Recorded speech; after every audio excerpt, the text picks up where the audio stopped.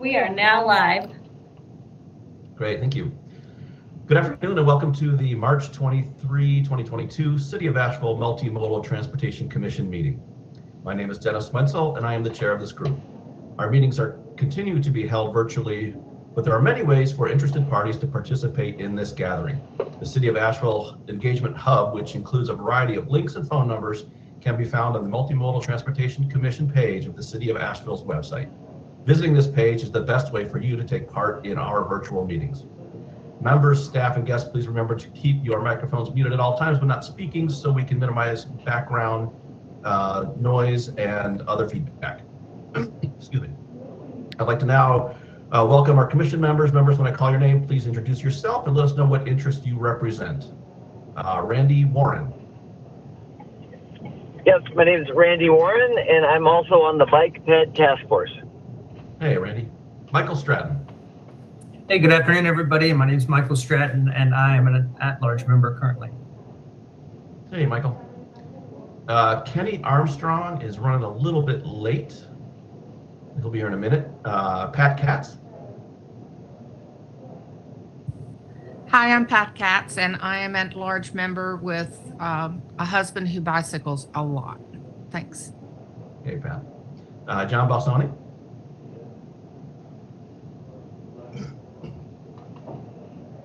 I saw John here. Maybe John skipped off a little bit. We can come back to him. Maggie wasn't able to join us today. Bill Loftus cannot join us either. Leanna Joyner. Hi, I'm Leanna Joyner, and I represent Greenway committee to this committee. Hey, Leanna. Joe Archibald. Hi, good afternoon, everyone. Joe Archibald. I am the Planning and Zoning Liaison to Multimodal Transit. Hey, Joe.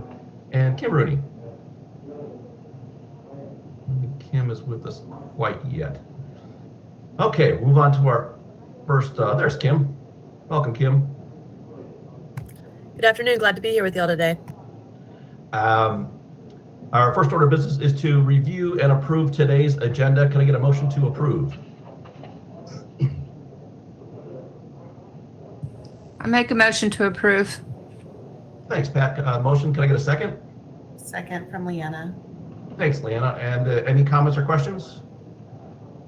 All right, without comment, we'll do a roll call vote. Randy Warren? Aye. Michael Stratton? Aye. Pat Katz? Aye. John Balsani? Aye. Leanna Joyner? Aye. Yeah, and I'm an aye as well. Motion carries. The next item is to review and approve the minutes from our February 23rd, 2022 meeting. Can I get a motion to approve? I'll make a motion to approve. Thank you, Pat. And a second?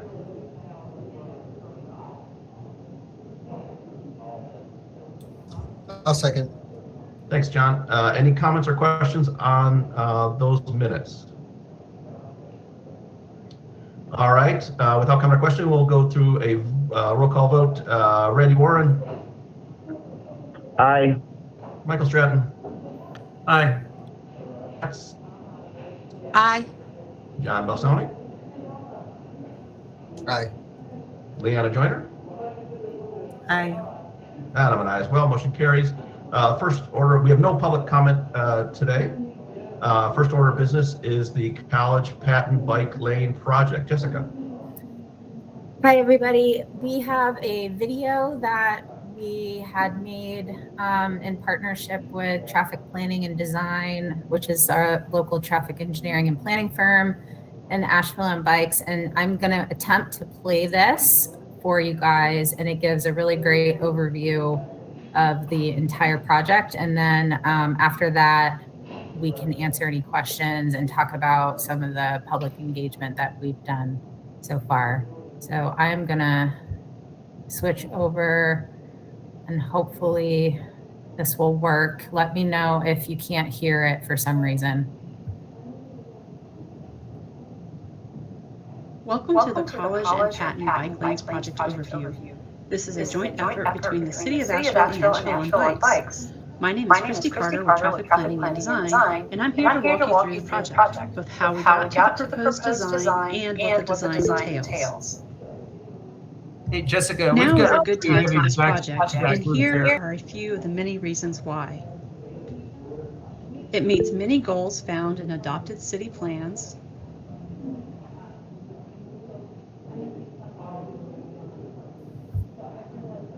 You're hearing a lot of feedback. It actually cleared up when you one of them. I think we're okay now. Can you hear it now?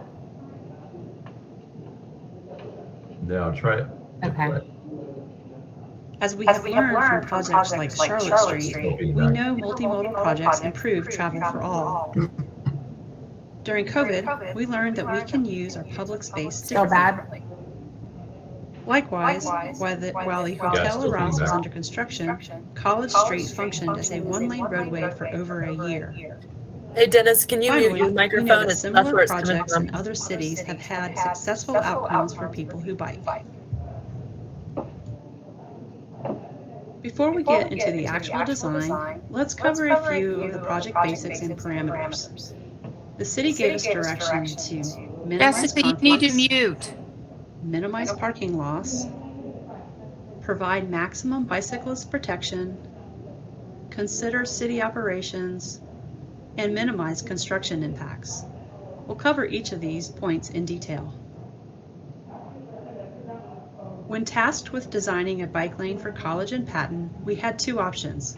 We could either place the bike lane to the left of the vehicle travel lanes, which is a new and different way of bicycling through Asheville, or to the right, like the bike lanes we are accustomed to using. The project team conducted a thorough analysis of left and right options. After the analysis, the team determined that the parameters best supported a protected bike lane on the left side of traffic that follows College Street from Spruce Street to the College and Patton intersection at Pritchard Park and along Patton to its intersection with Broadway. A protected bike lane means there is something in place to protect people on bikes from motorized vehicles. Much of our analysis centered on reducing conflicts, so let's review 3 of the conflict areas we considered. There can be conflict between people who bike through downtown and people who are maneuvering into or out of an on-street parking spot. With the right side bike lane, there are 12 parking spots where maneuvers conflict with the bike lane, and on the left, there are 6 points of conflict. When designing facilities for people on bikes, a concern is the vehicle that enters and exits a driveway where people driving often overlook people on bikes or people walking. There are 6 driveway conflicts on the right side design and 4 on the left. Since one goal of the project is to build a multimodal Asheville, we paid close attention to how a right or left bike lane might conflict with Asheville Rides Transit bus stops. A right side lane creates 5 conflicts with bus stops where the left side has 0 conflicts. This concludes our conflict highlights. Now let's talk about parking and then protection. While a goal is to preserve as much parking as possible, both the right and left options result in a parking spot loss, 4 on the left and 3 on the right. While nobody likes to lose parking, the trade-off for losing a small number of spots is a downtown that is safer for all members of the traveling public. This next point, which side provides the greatest amount of protection for people on bikes, is an important one. Each orange segment drawn on the map represents a section of the bike lane that is protected by vertical delineation, which we'll discuss in a bit, or by paint, or by parking. The left side includes 1,300 feet of protection. The right side provides 650 feet of protection. The left side offers double the amount of protection compared to the right. We have 2 more points to hit before we switch to a detailed look at the corridor. Looking at city operations, barrier-free fire access and trash pickup are important to the life of downtown. Both the right and left scenarios have impacts to fire and trash services. However, we were able to design for these impacts, and you'll see evidence of this when we talk you through the design. A final thing to note, the project had two key constraints that influenced design choice. We had to stay within the existing curb lines, meaning no changes to the footprint of the roadway, and we could not make changes to the signal equipment. Because we knew of these constraints from the beginning, we were able to develop workable solutions for the right and left options. On the screen is a summary of each of the points we presented. The left side protected bike lane results in fewer total conflicts, 14 compared to 26. Offers greater protection, remember it doubles the amount of protection, and either design can work within the operational and construction constraints. Added together, the left side wins. So before we review each block, let's cover two of the tools we propose to use along College and Patton. First are two examples of vertical protection. On the left is an image of a vertical post delineator. These are flexible poles meant to dissuade personal vehicles from entering the bike lane, yet they can be run over in the event of an emergency. On the right are armadillos. These also dissuade cars from entering the bike lane, but their low profile allows emergency vehicles to easily enter or exit the bike lane. Using these tools, we balance bicyclist protection and the need for emergency vehicle access. The second tool is the two-stage turn cue box. We'll call it a cue box for short. While cue boxes are new to Asheville, they are used in many cities and are in nationally accepted design guidebooks. Cue boxes bring many benefits, including improvements for turning bicyclists, space to queue for two-stage turns, bicycle and vehicle conflict reduction, and they keep people on bikes out of sidewalks. We know they look funky and appear confusing, but as with all new things, a little bit of education will go a long way. Through its website, Asheville on Bikes will post educational materials and examples of cue box use in other cities. Let's make our way through each block of the corridor. Our intent is to quickly hit the highlights. A full copy of each section will be available on Asheville on Bikes and the city's websites. We'll cover the College Street sections first. Our first block is Spruce to Market. The main highlight here is the addition of traditional bike lanes in both directions and the elimination of the low-volume left turn lane that exists today. At the end of this block is where people on bikes enter the protected bike lane. The second block is Market to Broadway. Using the cue box, the rider will transition from the right side bike lane on the previous block to the left side protected bike lane. This segment is protected with vertical delineators, has one driveway conflict area, and ends with a bike box at Broadway.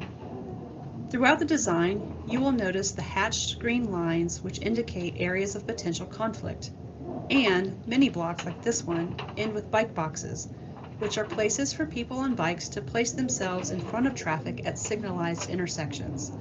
The city has successfully used bike boxes on Charlotte Street and the Cox Avenue demonstration project. Block 3, from Broadway to Lexington, is another protected section. Features of this section include an improved bus zone, a loading zone that was on the south side of College, and a driveway opening. Additionally, this is where people on bikes can link to a proposed climbing lane on Lexington Avenue. Lexington to Haywood, which is our fourth block, is one of the longer blocks. Highlights include a parking protected bike lane between Lexington and Rankin, which means there's parking in addition to the bike lane buffer between people on bikes and people driving. There is one driveway opening, and the design maintains parking and loading zones. Between Rankin and Haywood, the bike lane remains protected, although with a more narrow buffer width to manage traffic at this intersection. These are the two cross sections for the Lexington-Haywood block. Cross section A is from Lexington to Rankin, and section B is from Rankin to Haywood. Next is the Haywood to Patton block. This block maintains protection, and of note, it was necessary to move the current on-street police parking from College to Haywood to accommodate the bike lane. Now we are on to the Patton Avenue sections. The first block on Patton is protected. From Haywood to Lexington, the bike lane remains protected with vertical delineation until Church Street. After Church, the lane transitions to a lane that includes a painted buffer between the bicycle lane and the on-street parking. This painted buffer protects people on bikes from being hit by opening car doors, which is known as dooring. Before approaching the intersection, people on bikes will travel through a left turn conflict zone where they will travel between the left turn lane and the lane for through traffic and right turns. From here, people on bikes will travel through the intersection to re-enter the left side bike lane. In Block 8, our final block, people on bikes will travel through a short section that is unprotected and unbuffered before entering the last section that is protected. After the bike box at Broadway, people on bikes will transition to the network that is in place today. Throughout the public engagement and design refinement process, the City of Asheville and Asheville on Bikes will be updating their College and Patton Bike Lanes project pages to keep stakeholders informed. Please be sure to check back for next steps, project updates, and educational materials. We thank you for listening and reach out to us with questions.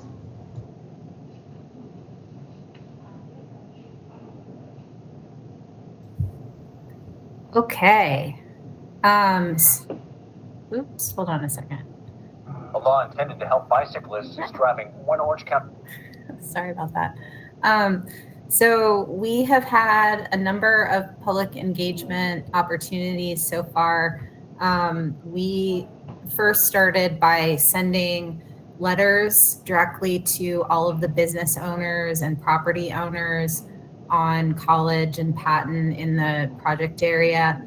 We also handed out flyers to those businesses and followed up with a second letter, I think just a couple weeks ago.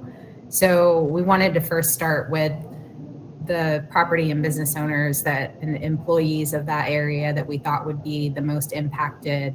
And we directed them to our city website, public input page, where they could register for the walking tours and register for our virtual open house. Our virtual open house is going to be on tomorrow. We have one in the morning and one in the late afternoon. But we had our walking tours this past week. One was on Thursday afternoon, and then we had one on Saturday afternoon. And I think we had maybe 12 to 15 people on Thursday and about 8 to 10 people on Saturday. So far, we've had some pretty good engagement. And we've been collecting comments, which we will categorize and summarize, and then meet with the consultant team after that to go through those and see if there are any refinements that we'd like to make to the design. And in your packet, we have the detailed draft plans, so you can look at all of the detail there. And I'm happy to answer any questions that I can at this time.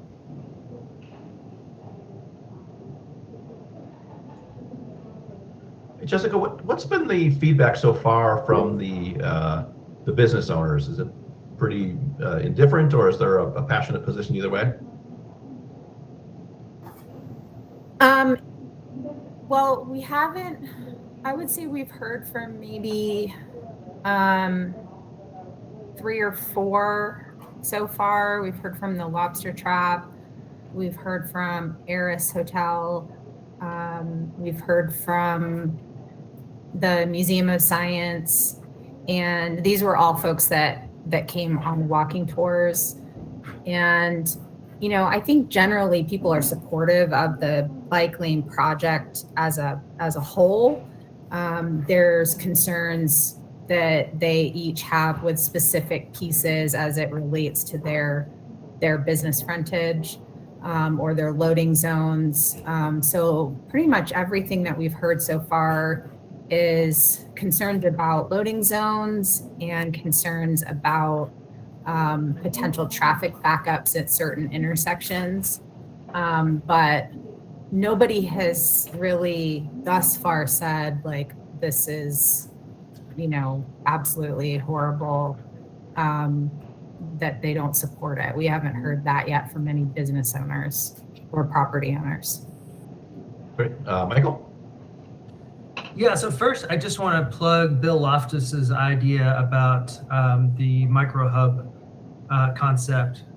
If some of the concerns are overloading zones, I think that micro hub concept that he's been studying would be a fantastic option to alleviate some of those concerns. So I'm looking forward to him presenting his understanding of that concept to this group at some point. But the question I had was, how did this project come to be? And I think it's important to know like the genesis of these type of things. So moving forward, if people in other parts of town want to see something like this included in their neck of the woods, they understand that roadmap. So can you walk us back and tell us how this project originated? Sure. I would say that it first started getting legs maybe as a concept prior to the pandemic. It's not been directly recommended in any of our transportation plans for having a separated bike facility. I think our AIM plan suggests that we should have bicycle facilities in downtown, but it didn't really directly say that there should be a separated bike lane on College and Patton. But, I think staff just started to look at this more closely because these are two key east-west routes. Obviously, we want to try to add more facilities. And then I think with the pandemic, it just furthered the desire on behalf of a lot of people, I think, including you guys, to start to piece together a network as we've seen bicycle activity increase pretty significantly through the pandemic. So how we got to where we are, though, I would definitely want to give ample credit to Asheville on Bikes, who facilitated getting donations from Connect Buncombe as well. And so they came together to help fund this concept design. And they've been working with us very closely on all of the public engagement activities. So I think this is a very great example of a partnership between the city and advocacy group. Yeah, and I can say Asheville on Bikes had their spring ride on Saturday, and there were several hundred bikes that went through, and I rode through, and paint will definitely help, but it was very manageable. You felt like if you kind of stayed, I knew where the plan was, so I was kind of staying on the left side for much of it, and it was very manageable. So I think once paint's down, it would feel very comfortable as a biker, and the barriers as well. Joe? Yeah, I just had a question, Jessica, and I know this is maybe slightly outside of what the scope of this was. Was there any thought on that section of College Street that's in front of where the park office and the restrooms are? Was there any thought about getting rid of the eastbound lanes there, essentially making College Street transition to, westbound at, what is that? The road that runs up, I don't have Google Maps pulled up. I can't think of what it was. In other words, moving that because if you're going eastbound on Patton, right, you've got to go through Pack Square, and then you can make the left to then kind of get back eastbound on College, because Patton obviously dies at some point. Like just moving that one block closer to City Hall, essentially. Does that make sense? And that way you'd have a maybe cleaner transition of College Street. I don't know. I'm just curious if that was a thought at all.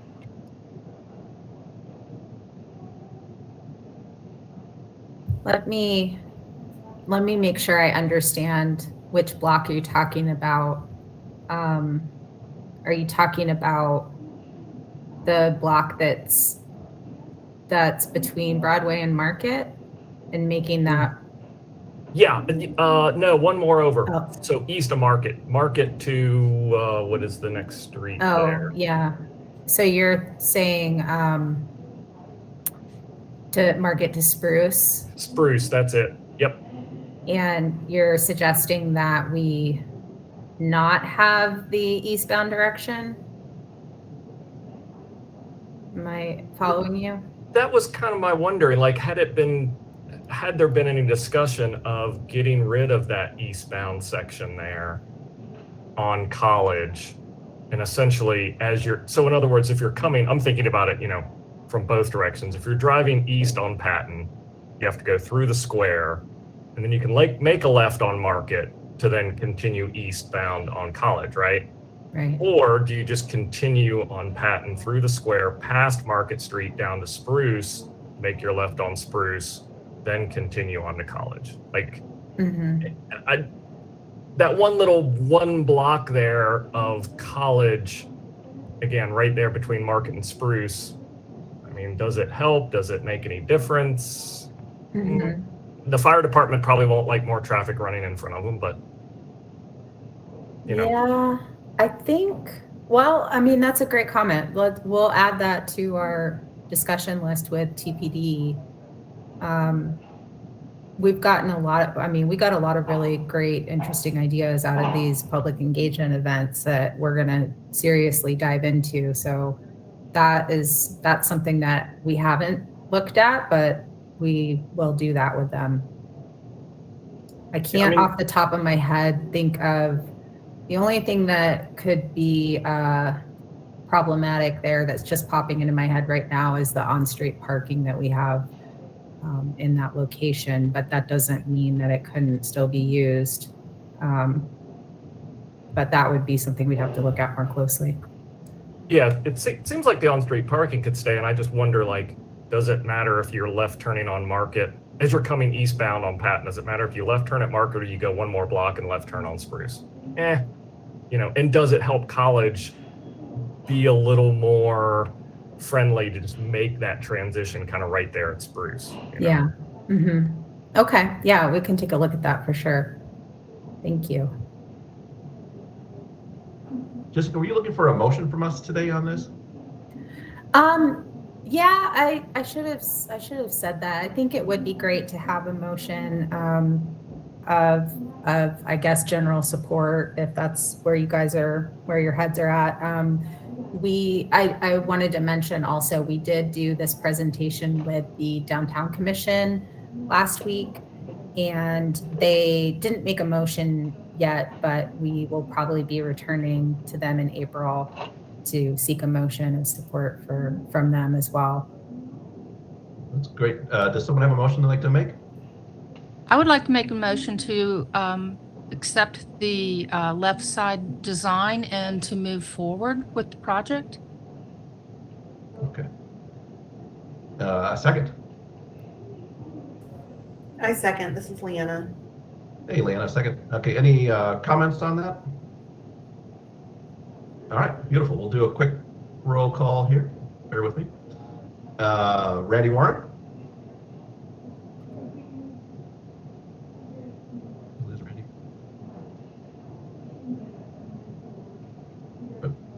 I think we got you, Randy. Okay. Michael Stratton? Aye. Candy Armstrong? Aye. Pat Katz? Aye. John Bossoni? So I'm reluctant to say aye, because there were a lot of, like, I walked the route, and there are businesses that have concerns, and until the businesses' concerns are addressed, I feel like it's premature to go forward, I guess. So I guess that would be a nay. Nay. We have you down as a nay. Leanna Joyner? Aye, very supportive of making downtown more bike friendly. And I'm an aye as well, and the motion carries. And I I absolutely support your position, John. I think that there's more information, but I think it's important that we make an expression that we support this and more information should go in, the conversation should continue. Okay, next item is an update on the Charlotte Street road diet. Jessica? Sure. So in your packet is this same presentation. I'm just going to run through it with you guys if you desire. But this is the kind of the final analysis, if you will, after 2 years after the Charlotte Street road diet went in. So we've got some really great information here. And Dennis, if you'd like, this was kind of a late addition because we just got this information late last week, but I'd be happy to go through the presentation with the group if you guys would like to. Sure, yeah, I'd like the update. I think it's important that as we're thinking about Merriman, it's good to get a sense for if this is showing success. Okay, all right. So, so again, this is a project that we worked on, the city worked on with traffic planning and design. And the overall goal of this project from the city council was to implement a road diet. And so the city began this process back in January of 2019. The project was bid out in June of 2019, and then it was completed in the summer of 2020. It was funded through capital improvement and through bond funds, and it was just shy of about $1 million. So here's the before. We all know very well, 4-lane, undivided, no bicycle facilities. And then this is what the after looks like. So center 2-way left turn lane, bicycle lanes on both sides, and then some pedestrian improvements throughout the corridor, including upgraded crossings. Here's some photos of the crossing improvements. So there were some sidewalk improvements made in certain locations to improve ADA access, and we were able to add some painted medians and crosswalks at certain intersections. We also added at least one RRFB in the corridor. And we've got the bicycle facilities. As mentioned in the last presentation, this was, I think, our first real official use of the bike boxes in Asheville. So there were several data collection phases that we went through. We did some data collection on speeds and traffic volumes prior to installation. And then we did 2 rounds of post-implementation data collection. We did the first post-implementation data collection about 3 to 6 months after the project was installed. However, given that we were in the midst of the pandemic, we knew that we were going to want to do another round of data collection after that when things theoretically returned back to a more normal state. So we did our final data collection about 15 to 18 months after implementation. So late last year. For the different metrics that we took data on, so travel time, traffic speed, bike ped counts, cut through traffic, crash data, and we will, of course, continue to monitor as we move forward, including monitoring the crash data and activity, bike ped activity. So there were several stations that were set up throughout the data collection process, both on Charlotte Street and off Charlotte Street, to again collect that volume data, speed data, cut through traffic, etc. And so the points on this map here show where those station locations were.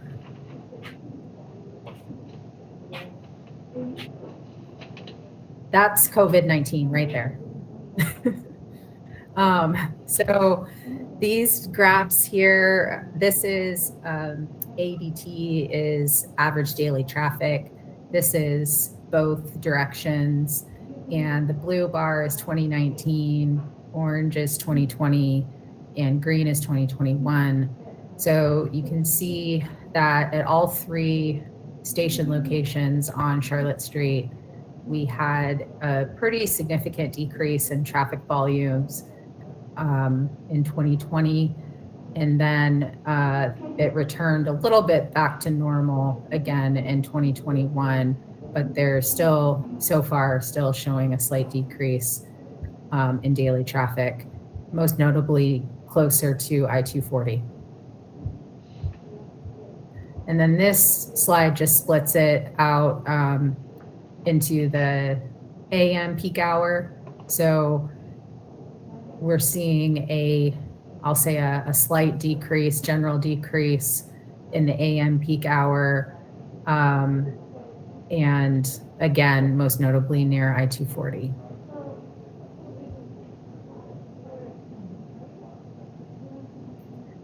And again, with our volume data, similar in the PM peak hour, except there was no noticeable change up farther north near Edwin Place.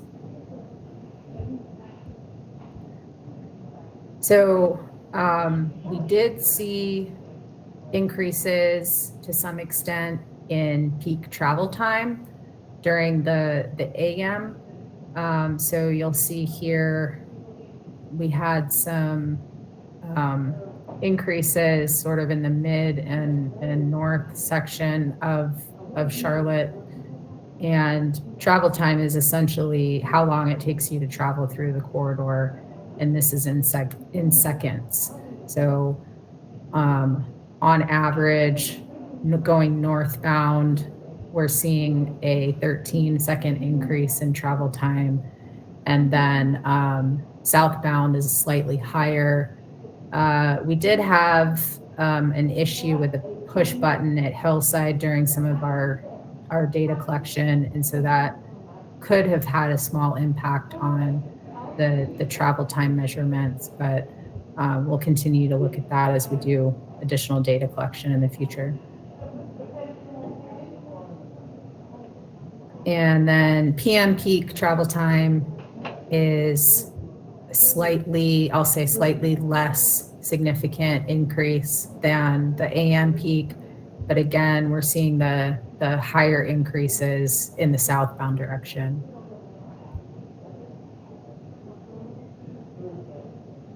So speed results, I wish these numbers were a little bit more significantly different. I was kind of hoping to see a more significant speed reduction after post-implementation, but we have a very minor decrease on most of the corridor. However, kind of interestingly, we're seeing a speed increase near Edwin Place. So that's something that I think we'll want to look at some point. The real big difference that we've seen is the very significant increase in bicycle use since the project was installed. So, and also the after data was taken during, I'll say, non-ideal weather conditions. So that just speaks even further to how much of an increase in bike use we're seeing here. And pedestrians, I'll say generally we're seeing an increase near Chestnut. We saw a decrease in pedestrian activity, but again, that could be impacted by the weather that happened to be happening while we were doing the data collection.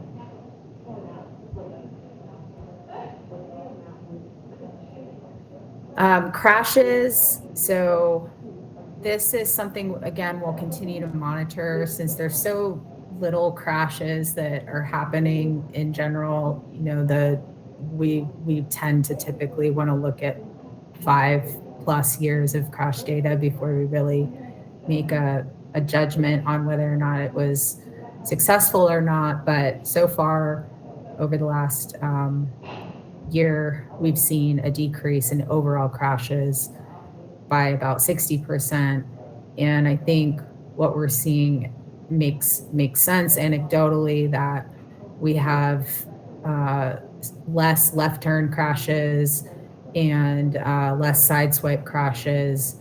However, we have rear end crashes and right turn crashes have increased, but those are generally less severe. It's the left turn crashes that tend to be the most severe and cause injuries. So seeing those numbers go down is significant and really one of the primary reasons that we implemented the project. So this was looking at cut through. That was a concern that some folks in the adjacent neighborhoods had. So there were stations included that measured the before and after impacts on Washington Road, which is just to the east. I'm sorry, just to the west of Charlotte Street. And we did not see an increase in cut through traffic. So we saw volumes decline, and I think we saw speeds decline as well. So that was good news. And same for Madison Avenue as well. And here's some comments that we received after the installation. We got, I would say, overwhelmingly positive comments after the fact. Lots of concern going into the project, but after the fact, we heard a significant number of folks came forward and said that they appreciated it and have seen a really great difference. So that's it. That's all I've got for you. Well, that's a lot of great news. I feel like everything's, generally pointing to a good direction. Joe? Yeah, thanks, Jessica. I just had a couple of questions. Can you describe a little bit more what happened with that PED push button? And then also, where are the speeds getting measured for Edwin? Is it right before Edwin or just past? Because essentially that's where the road died ends. So I'm just kind of curious what the data's saying based on my anecdotal being out there would say. Yeah. So let me find that map real quick. Let's see. So here's Edwin. I think that we put the counters down just to the south of Edwin.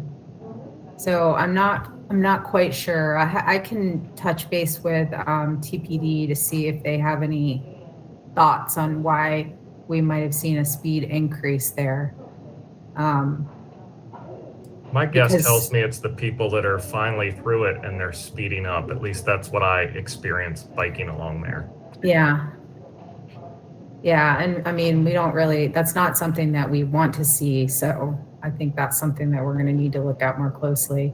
And then your first question, the head button. So I think what happened was the crosswalk button was inadvertently set to,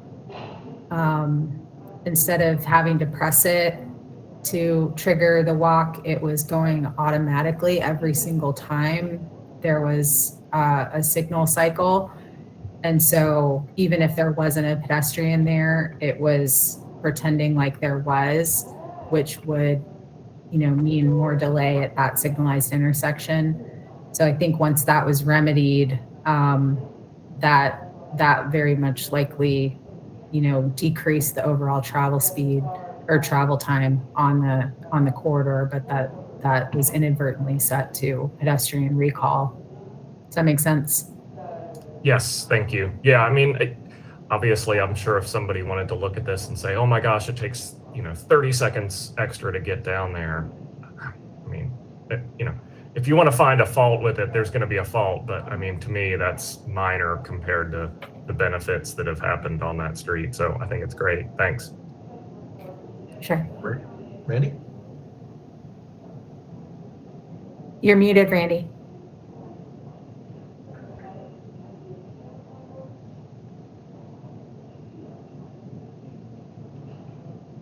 Randy, you're muted.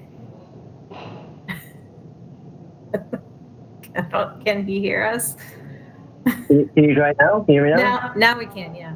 Yeah, sorry. It said I wasn't muted, but so can you give me absolute numbers on number of cyclists? Because one of the things we heard from Merriman, both at the meeting and then a couple of the letters to the editor, are that nobody, one person said in 6 weeks, and they've looked very intently, they've never seen one cyclist on Charlotte Street in the last 6 weeks, and with letter to the editor. And obviously we know that's not the case, but is there like, so we see the increase in cycling on it, but is it like, 1 to 3 bikes, or is it like, 50 to 200 bikes or whatever like that? Do we know what the absolute numbers are, so that that might be helpful in terms of people, again, saying that nobody's using this for cycling?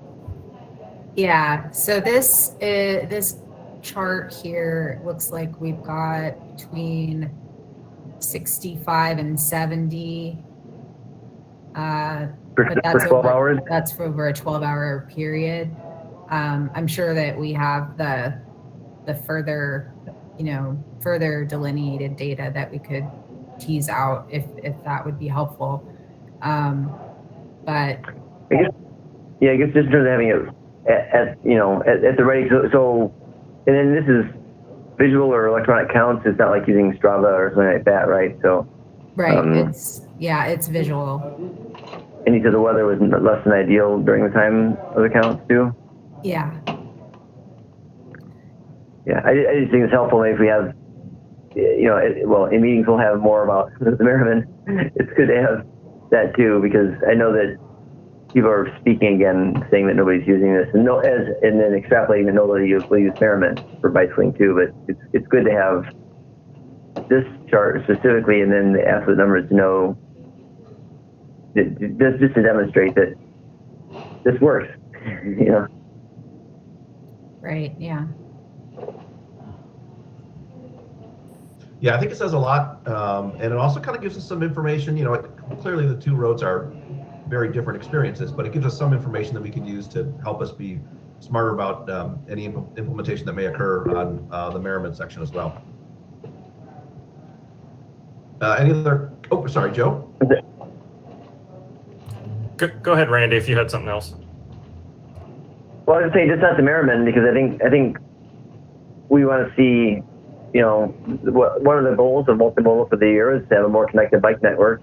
And so I would, venture to suggest that every single 4-lane road in Asheville be examined closely to see if it's eligible for a road diet and putting in bike facilities. Well, and I just wanted to highlight, I was listening to the thing on WLOS again about Merriman last night, and one of the things I keep mentioning to people, it's not just about the bikes, it's about making the sidewalks safer, it's about reducing the crashes. I mean, I think that crash data alone is huge. I mean, 93% difference in crashes on Charlotte. If you took half of that and applied it to Merriman Avenue, that's probably reducing crashes by 2 a day. That is just enormous what that alone would do to Merriman Avenue, much less, some of the other comments. And I would still love to. I remember, I think I brought this up one time when we talked about this before. I'd love to see somebody with the city go out to, the fire department and get an actual quote that says, yes, this Charlotte Street works way better now than it did before, so that we can use that on Merriman, because I know that, there's already a petition from the retired firefighters saying it's a horrible idea. So any of these comments just need to get really pushed, because, it's a similar thing we're hearing with Merriman that happened with this. So I think the data really proves that these kinds of things work the way they should. So thanks. Yeah. All right, you're here. Okay, any other comments? Thanks for that, Jessica. That was a lovely surprise. Our next item is the consideration of a speed limit on the city's greenways to 15 miles an hour. And it looks like Kenny might have fallen off. So this is something that came through the Greenway committee. They passed it in January, and it was a vote to recommend that the Multimodal Commission recommend a citywide 15-mile-an-hour speed limit on all greenways, cycle tracks, and pathways. This is to allow for the safe continued use of electrically assisted bikes and other mobilely assisted devices. There was a motion and a second and a unanimous vote. And so I wanted to bring this to us, partly because I want to make sure that we're supporting that committee, and also to have a discussion on it. You know, some of the challenges that we face in this item is that it's very difficult to enforce. It's difficult to, to get people to understand the value of it. But I think generally, if we had some type of signage out there that people would understand that, if you're commuting on your bike on the Greenway and you're moving along at 20 miles an hour and you come up to some folks, you should slow down and give them some berth and take that speed back a little bit. And also, as we see increased, bikes and e-bikes and scooters and that kind of thing, I think there's going to be more use on these, whether they're, technically supposed to be on there or not. I think they're on there. So if there's a way that we could have some type of, just information, I think, giving people an opportunity to respond to in a positive way to some insight that they might not be thinking about when they're in this commute is kind of the direction I was going with this. Randy? Yeah, so I think that greenways, unfortunately, is a little bit of an ambiguous term that we place on any facility that is made for bikes, pedestrians, and other non-motorized transportation.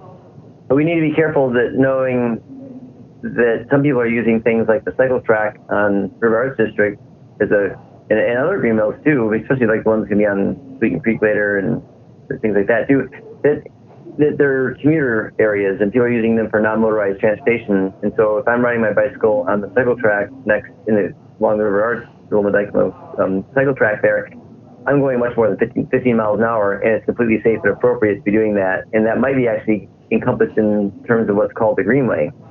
And so we need to make sure that we understand that sometimes we call things a greenway, that if it's a transportation corridor for commuting, then we're actually hampering our ability to use non-motorized transportation to get to work if we're restricting speeds to 15 miles an hour, because people a lot of times will say, well, it's going to take me too long to get to work.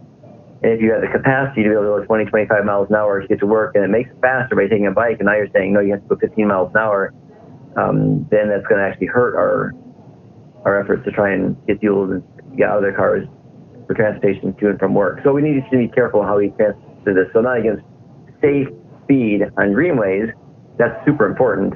I'm just not sure that the 15 mile per hour speed limit is the way to achieve that goal. Good point. Leanna?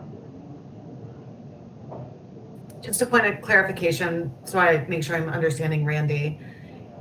What you're suggesting, Randy, is that when the space is intentionally shared and not singularly a bike lane, it would be perhaps valuable to have speed limit notices, but in places that are intended as bike only, to put a prohibition on limit stated would inhibit the use of that in its most expeditious way?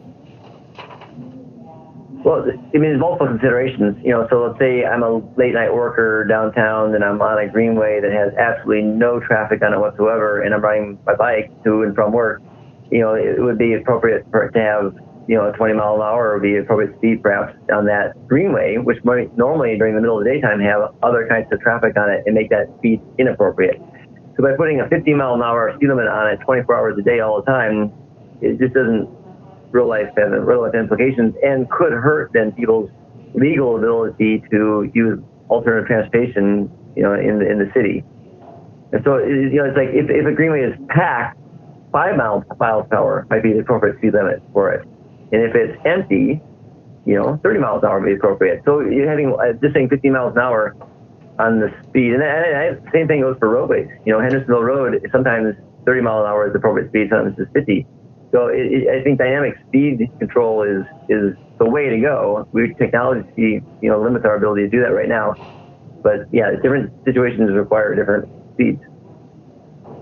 Thanks. I appreciate that clarification. And so, I guess you mentioned legal enforceability. And so I guess my question to better understand this issue is, are we talking a recommended speed limit for, based on conditions that is, here's a best practice and a guideline that we're requesting of people so that we can all be good community members together? Or are we talking about something that is an enforceable requirement of folks, which I think, Randy, gets to some of your concern around being able to have some discernment in and trust among users?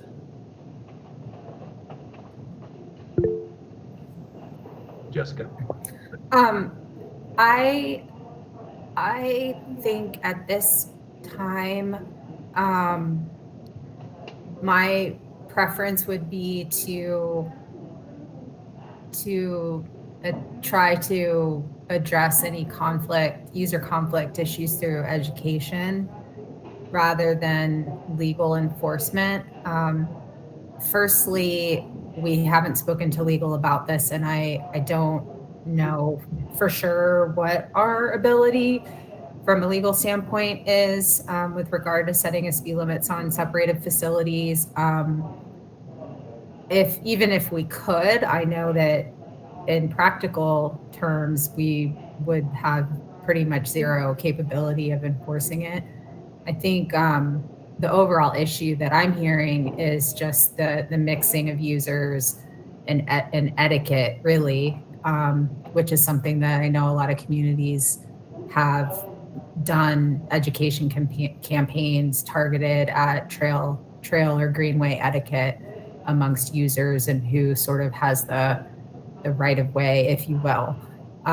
So that would be my recommendation, but we can certainly have a further discussion with our legal staff to determine if that's something that we can even legally do if the commission would like us to. Yeah, I think that's kind of the spirit of what was coming here. I mean, Randy, to your point, I don't know that I necessarily agree with applying a speed limit to the cycle track. I think that the purpose of that is to separate those modes and allow folks that are going slower on the greenway, and then the cycle track really is a more fast-moving area. And I don't know what the final solution is. Maybe it is just education rather than an enforcement type of overlay. But I do think the fact is that we have built this, and now there is use, and there's so much use that there's some usage conflicts. And so I think we can help to manage some of that, and hopefully it is through just education, so you don't have to have somebody out there, our APD out there, managing the greenways. But so I'd be certainly open to that concept as well. Leanna. Thanks. Another question. Currently there is not a prohibition or restriction on e-bikes or other motorized use on greenways, correct? So right now it's completely available shared space. Is that true, or is that false? I don't believe that's true. Michael? Yeah, I think the last time we looked at this, there was a blanket ban on all e-vehicles. But there's, again, it all goes back to enforceability. So there's no enforcement on any of that. And that had come from when Bird and I think Lime had dropped like 100 or 200 of those scooters on downtown. The city freaked out, went and grabbed them all up and put them in the impound. And then the interim, it would just kind of make a knee-jerk reaction to ban all of them. But that is something that needs to be re-examined as far as the nuance there. But I think there was some legal reasons as to why they did a blanket ban as opposed to individual types of vehicles. But I think it's something they're still discussing, but we need to put pressure on it from this commission to make sure that we get some clarity there. Just to clarify real quick, the ban is on e-scooters, not e-bikes. As Good. At one That's point, good, like, 'cause entire city. Not, I ride Was an that- e-bike. Was I that ride an changed at e-bike. one point though? Because at some point there was some ambiguity between what's an e-scooter, or what's a uni-wheel, or all those types of things. I believe the ordinance is specifically targeted at e-scooters. I'd have to go back and look at the definition, but it definitely does not include e-bikes, because I think it says something about standing on a device. So it could maybe theoretically apply to like e-skateboards and one wheels as well, but not e-bikes for That sounds sure. familiar. Well, and the ban was on rentals, not owning or using a private one. No, it's on And all of sadly, the them. e-scooters got banned privately too, right? Right. It's e-scooters, like no for private or sharing. But I think, as Michael stated, I mean, I think that's something that I've heard, and I mean, I personally feel like that's something that needs to be addressed, because we have so many people using those kinds of devices now. So, and it's only going to grow. Randy? Yeah, I think too we need to look forward, because the expectation should be that we're going to have a lot more greenways. So, for example, like the Sweeten Creek one, I had such an issue with NCDOT's design of that road improvement, where they decided to make it a greenway or side path along the road rather than making it a dedicated bike facility that you'll be used for transportation. But again, that's the only corridor, it's the only way that people will be able to get from the south side of town into downtown. From the south, from the south is on the Sweeten Creek improvement, and it's going to be right now a side path, which would be considered a greenway. And so then this, rules we make now will apply to something that should be a major corridor for people using alternative transportation to come into the city. And so we don't want to hamper people's ability to do that. And hopefully we can still influence that design and make it more commuter friendly. But we just have to make sure that when we make decisions now, that we look at a city that's going to be much more multimodal friendly in the future, and how those laws or rules will be applied to all those different facilities that will be much more prominent in the future.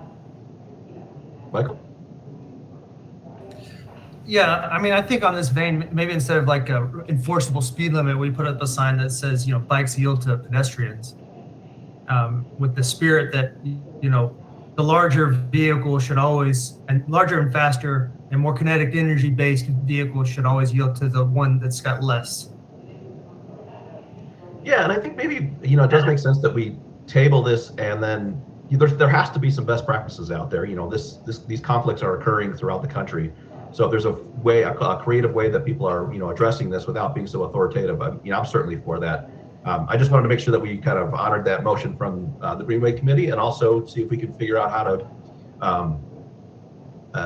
institute some type of education to ensure that everyone feels safe on the greenways.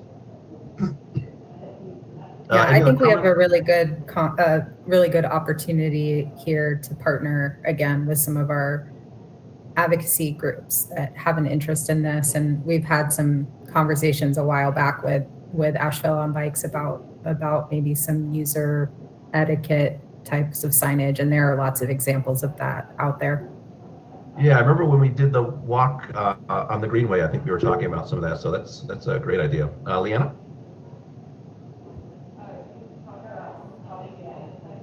In terms of thinking about use and recognizing the public nature of the resource and the benefit and the tourism destination that we are, and knowing that there's a current ordinance related to e-scooters that was centered on commercial use, is there any consideration related to these recommendations that relate at all to commercial use, or are these two different issues and we're really talking about etiquette and how we share space and not so much how that space gets used and by whom in that regard?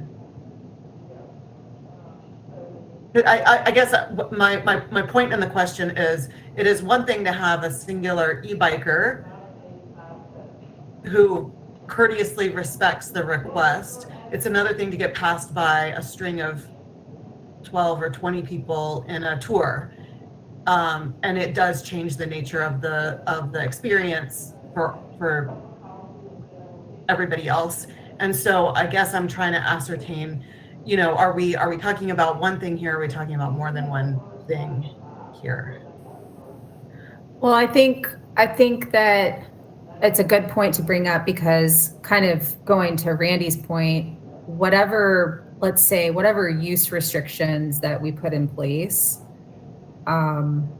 whether it's someday if we have e-scooters, if we decide we don't want them to be on sidewalks in the downtown, like whatever use restriction that gets put on any of these devices would apply equally to private use versus sharing companies or commercial use. So it's good to have that in mind when we talk about these things, because I don't think that we would make different rules for different users, different user groups. Does that make sense? Yeah, so maybe we table this and we look to see if we can find some guidance and then bring it back when we do. I think that's a good path forward. Everyone good with that? May I ask one more question and recommendation? Make one more recommendation to staff in their research. I'm assuming that's your research is here. Which is, I think there is something to be said for group size limit when it comes to commercial use, and there might be some consideration around what that appropriate balance is for thinking about these shared use resources. And so I hear that it's the mode of transportation that has variable uses by different groups, and there might be other parameters. So it could be a standalone rental, which is one thing, but it could be a guided group, and then what if anything might we want to premeditate around that particular dynamic. That's all I have to say. Randy? Yes, sorry, Leanna brings up a great point that I don't think Asheville is ready to handle this point. So we need to have a communication vehicle from the city to places that might use these touring things and that stuff too, to educate them on the rules and regulations and guidelines and everything else involved in this too. And I don't know if that exists, maybe Jessica would know. But if someone gets a license, there needs to be a training program that educates them on how appropriately to use the facilities now that we've given them a license to use or whatever. And I know that's a tough thing for a lot of cities, because they now you can operate in the city, but don't tell them how to do it in a way that's most conducive to cohabitating in the city. So we just want to keep that in the back of our mind when we move forward in these kinds of things. Okay. Oh, Joe? Sorry, Randy and Leanna just bring up too, and I just was thinking about it. I mean, and I'm going to take Randy's one step further, in that when we do reevaluate this whole bike share study thing, that it may be, I'm just going to throw something out. This is not necessarily I would like to see this, but maybe on Saturdays from 11 a.m. to 5 p.m., if you have a tour group that's using e-bikes, you don't get to use the French Broad River Greenway. Like, there are just certain times that we know there's going to be too much use and commercial activity is not allowed. I mean, this happens in all other kinds of places. So again, thinking like way out, that might need to be something we think about. Great. Ready to go? Okay. First item in our unfinished business is the Merriman 4-3 conversion. Jessica? So unfortunately, I don't really have a whole lot of information to share. Obviously, we had our open house last month on the 28th, and the survey closed yesterday. So we are meeting with DOT in, I think, a couple weeks to go over the survey data that was collected, as well as comments that were emailed to the project email address. and if there were any written comments that were received as well. So I don't have any actual data to share. I know that we had thousands of survey responses. Last time I checked, it was over 2,000, but that was more than a week ago. So I'm sure there's probably closer to 3,000 or 4,000. So yeah, we wanted to have this opportunity though today, if you guys wanted to share any of your concerns, comments, thoughts following the public meeting. Definitely saw most of you guys there. So thank you for attending that. I appreciate it. I know from my standpoint, there was a couple of messages that were bouncing around, and I think there was some misunderstanding about what the next steps were. So now the survey's closed. NCDOT is bringing together those results and those questions, and they're going to build some FAQs. Does that sound right? To answer some of the questions. I believe they're going to publish some of those questions that came through on the surveys, and then there's going to be a time where they can kind of spread that information around so people can get some of those questions answered. Some of it, I think, is just understanding how these things work, and it's everything new is always a little bit different. But my sense is that maybe from the next time that we meet, which would be April 27th, that we may not have an opportunity to make a motion to council or in time enough for when NCDOT makes a decision. So do we want to, one of the things I'd like to talk about with the group is, do we want to make a motion to council now about our position on this this project? Does anyone have an opinion on that at all? Well, I would just say, I think that the timing will probably be okay, because we're not even going to see, city staff's not even going to see the survey information data until like the week of April 11th. So I don't think you should have an outsized fear of like missing the boat in terms of when your meeting is scheduled. Okay, so you think we have enough time to then come back and give council time? We'll have the cycle in where we have some space before that. What's the final decision date? Off the top of your head? Well, they have wanted us. They've wanted to have a final decision made in May, which where that is in May, I don't know. My guess would be end of May. So. Okay, so we might have time to do something then. Okay. Randy, do you have a comment or question? Yeah, so in last meeting, we did unanimously approve the bike peg motion on the 4-3 Merriman conversion. So we have made a statement to council already on this. And I know that Jessica was working, Kim was working on how that was conveyed to council. And I know Julie Mayfield had a discussion with Kim about that. It was in an open meeting, so I say that they had a discussion about moving that forward too. So council is working on it, and they do have some input from us. But if we want to make another formalized statement, we could. But we have made a formalized statement to council. Okay. Excellent. Any other comments or questions on that item?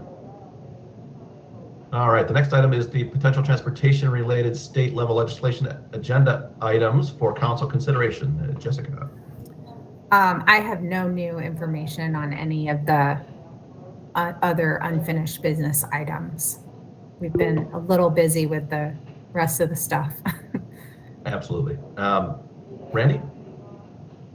Yeah, I apologize, but hoping to answer these questions, but I think council just had their retreat, right, where they set their agenda for the last year, and maybe it was in the paper even. I try and read every day, but I missed it too. But if those things are now public, we should maybe list those, because in one of the restructuring meetings, or the meetings about possible restructuring of the commissions or eliminating them, they talked about really the agenda that council sets. If we bring anything outside that agenda, they may not even consider.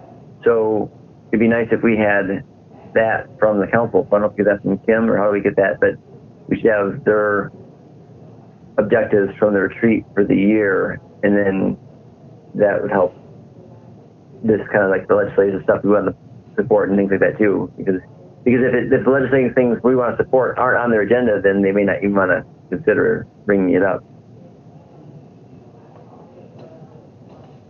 So Jessica, is that something we should get from Kim, or how should we do that? I think, well, I can reach out to the city manager's office to see if I watched the retreat, and my understanding is that there were not necessarily any brand new priorities. There was continuation of some of last year's priorities, including the reimagining public safety and reparations. And then I can't remember if they added anything new, but I can find out what the final package was. But even with that, like, they still have their 13 strategic priorities that are ongoing. And some of those include transportation related items. But I think if I remember correctly, they're mostly related to transit. But, I think reimagining public safety also has an umbrella over traffic safety and bicycle and pedestrian and vehicle safety. So I think there's some overlap there that we can work under. I wonder if we should have a talking point for one of our future meetings, is how best we could be effective in terms of what we propose in terms of fitting into those priorities. Just saying, this fits underneath priority number 13, it's like subsection B, whatever too, so that we can make it more clear to council how we're trying to help them achieve their goals through our work.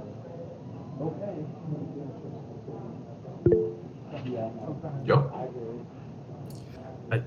I think that's a great idea, Randy. In fact, one way to do it would be like P&Z does it through, this particular project relates to goal whatever of the Living Nashville comp plan. I mean, I think that would be an excellent way. Obviously, that takes a little more planning. It's hard to do a spur of the moment motion unless all 500 and some odd pages of that. But yeah, that certainly would be a great idea to add in there. I did want to make one comment, Jessica. I think you mentioned that you didn't have any updates or any other information on any of the unfinished business. I just wanted to kind of, since we've already talked about it in this meeting already, the whole bike share and scooter thing, like just keep pushing that one up a little further. And then the right-of-way stuff too, because we had the big discussion about the whole right-of-way for the Avery last meeting. So I know those two are still kind of floating out there. So yeah, I guess I could give a little bit of an update. So I've got one of my transit staff, pretty much my only transit staff person, who's giving 5 hours a week towards the redrafting of the bike share study. And so she is actively working on it. And then what was the other one you just said? The right-of-way, the right-of-way, the permanent and or temporary. Yeah. Then what was it? Sometime last year, there was the whole review of that proposed permanent right-of-way or temporary one, and then it seemed like it got tabled for a while. Yeah. So one thing that we are working on or have worked on is new fees for temporary right-of-way closures. So we don't have, I'll say, the ideal package that I want to get to eventually, but what we are proposing for this coming fiscal year through the budget process is to pretty significantly raise the fee for temporary right-of-way closures. So the current fee is $50 for 30 days. And what we're proposing for this coming fiscal year is, I think there'll be $100 application fee for whatever application, and then a separate fee that will escalate based on the length of time of the closure. And so eventually, I think where we want to get to is, besides just the length of time, the extent of the closure, like the distance and how many lanes and things like that. So have kind of different variables. But in the interim, we wanted to get some kind of increase in there to better reflect the impact that is created by these closures. So I think our estimate is that the fee increase will bring, I want to say it was like $45,000, $50,000 a year additional, which is a lot, and would likely go towards some of our staffing issues, hopefully in enforcement and other areas that we have budget needs as well. But it would stay in transportation. No, that's good. Yeah, it seems to me I recalled something about the fees would increase, and I think it's great. It certainly needs to. I mean, $50 for, however long you want to close down a lane or a sidewalk is not enough. Yeah, it's pretty cheap. Yeah. All right, the next section we're going to go through is getting some committee updates. First will be transit. John, do you have an update? So we have no update. We didn't have a meeting because there was lack of staff, I guess, to staff the meeting. All righty. The Greenway committee met. Leanna, I don't mean to put you on the spot here, but you want to give an update on the Greenway committee meeting at Sure. It was a bit of a site visit. The intent originally had been for the Greenway committee to tour the Asheville unpaved proposal that would create some natural surface trails and around a connected network across Asheville. Rather than actually going out and taking a walk on all of those, we looked at some blown up images on boards that helped us orient and navigate our way around the city on these planned trails, and had some really good discussion with some representatives from Asheville on Bikes and Pisgah Area Sorba, both part of the private partnership and with the city to bring this proposal forward. And it was great. We got to have some really meaty discussion and dig in to better understand what was being proposed in that. And it was exciting. We also got a sneak peek at some of what Jessica shared on the College Patton bike lane project as well. Excellent, thank you. The next is bike ped, Randy. Yes, we also talked about the College Patton bike lane project as well too. So that's getting a lot of press in a lot of ways. It's the different committees, which is great because it's a huge thing to have bike facilities in our downtown area. So it's great to have that. So talk about that some. We also talked a little bit about the city's proposals to reform, do away with the boards and commissions, because not only would multimodal disappear if that happens, bike ped is actually not an official committee of multimodal. It's a task force, and so theoretically they could maintain their existence even if this passes, where all the commissions are going away and their subcommittees, but then they wouldn't have any staff support. So we talked about that a little bit and how that structure would happen. And then also too, we're trying to move forward with a Vision Zero discussion, because even though the city has officially adopted a Vision Zero policy, there's been absolutely no action on that. And so we talked a little bit about how other places are doing, trying to implement Vision Zero some, and that's an ongoing discussion. Excellent, thank you. Joe, you have a P&Z update? Yeah, I've done actually quite a lot since the last meeting. Our regular agenda didn't have anything huge. We did have one project down on Long Shoals, and we did talk about how to mitigate some traffic calming and enhance some pedestrian crosswalks and things through that project. I think Randy knows which project I'm talking about. It's kind of just to the east of Ingalls, kind of fronts somewhat onto Lake Julian there. We also had a retreat. We had our first planning and zoning retreat in quite some time, talking about racial equity as it relates to zoning, which was obviously is a pretty meaty topic. And then probably the biggest thing that's happened, Shannon Tuck has left the city planning department. She is now, as of Monday, the new town manager for Woodfin. So that was kind of a little bit of a bittersweet ending, at least from our standpoint, but good for her. So that's the P&Z news. Excellent, thank you. I don't think we have a NAC update or an I-26 update. Actually, real quick, Dennis, I forgot to mention, I was going to put a plug out for that I-26 because I was looking at that, and there's an interesting, and this is super draft from the planning department on kind of Patton Avenue reimagined. If you guys haven't looked at it, I would highly recommend clicking on that to look at it. It's pretty interesting from a multimodal standpoint. Okay, great, thank you.